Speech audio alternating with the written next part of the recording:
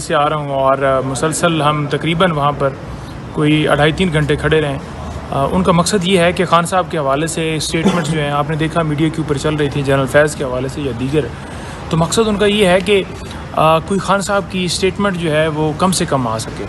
اس وجہ سے وہ روک رہے ہیں. فوکل پرسن انتظار بھائی ہیں ان کو بھی روک لیا. کسی بندے کو نہیں جانے دیا. ایک وکیل کو انہوں نے صرف جانے دیا سلمان صفدر کو, کیونکہ انہیں پتہ ہے کہ وہ کیس کے حوالے سے بات کرتے ہیں, لیگل بات کرتے ہیں, اور وہ روسٹم کے اوپر ڈیفینیٹلی مصروف ہوتے ہیں. اور کیونکہ صحافی جب بات کرتے ہیں تو وہ اس وقت صحافیوں کے پاس تو نہیں کھڑے ہوتے کہ خان صاحب کیا ہو, کیونکہ وہ آگے جا کر پروسیڈ کر رہے ہوتے ہیں. تو ان کا مقصد صرف یہ ہے کہ خان صاحب کا موقف باہر نہ آئے. اور خان صاحب نے آج جو اندیہ دیا ہے, انہوں نے جو کہا ہے کہ فیض کی گرفتاری کے اندر جو ان کا دل ہے وہ یہ ہے کہ ملٹری ٹرائل جو ہے وہ ملٹری کسٹڈی میں مجھے بھجوایا جائے. دیکھیں صرف اور صرف ان کا مقصد یہ ہے کہ اگر فیض کو اٹھاتے ہیں یا ڈپٹی سپرنٹینڈنٹ کو اٹھاتے ہیں یا کسی اور کو اٹھاتے ہیں کہ کسی صورت عمران خان صاحب کو توڑا جا سکے, کسی صورت عمران خان صاحب کو کمپرومائز کیا جائے.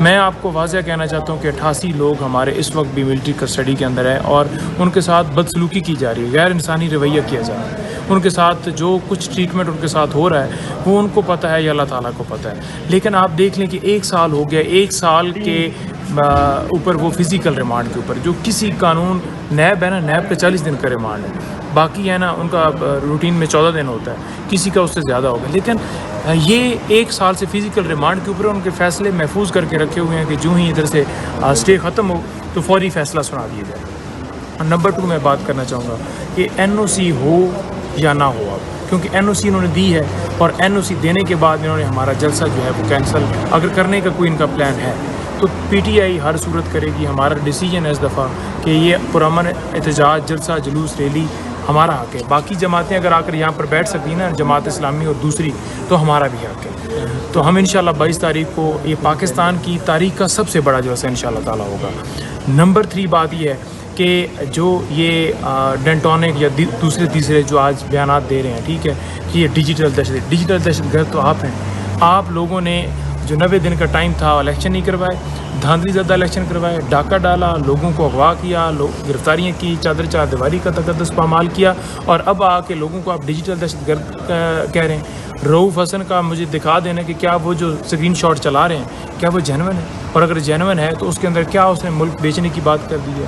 یعنی آپ اپنے محب وطن پاکستانی شہریوں کو جو آپ کی مرضی کے مطابق نہ چلے وہ سارے غدار ہیں. اور آڈیو لیک کے کیس کے اوپر سپریم کورٹ کا فیصلہ آج کا, میں اس پہ بھی بات کرنا چاہوں گا. دیکھیں آڈیو لیک کیا تھا کیس, کھوسا صاحب کی اور بشرا بی بی صاحبہ کی ایک بات چیت جو ہے اسے لیک کر کے میڈیا پہ اچھالا گیا صرف اور صرف ہراساں کرنے کے لیے. اب ہوا کیا کہ وہ اسلام آباد ہائی کورٹ کے معزز جسٹس ستار صاحب نے کھڑے ہو گئے. انہوں نے کہا کہ مداخلت نہ کی جائے, اور انہیں میسج بھجوایا گیا کہ اگر وہ اس کیس سے پیچھے نہیں ہٹیں گے تو نتائج بھگتیں گے. اور انہوں نے پھر کھلے عام بتا دیا کہ مجھے دھمکیاں دی جا رہی ہیں.